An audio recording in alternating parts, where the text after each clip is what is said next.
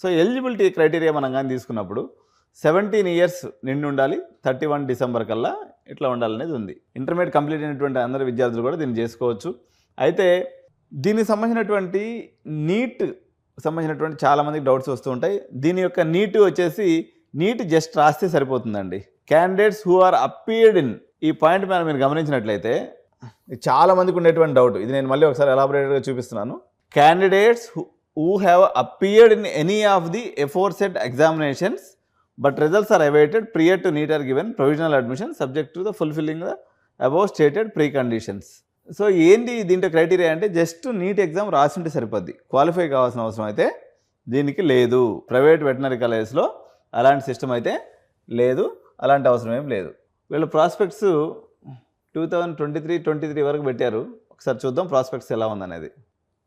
ఒకసారి వీళ్ళు షెడ్యూల్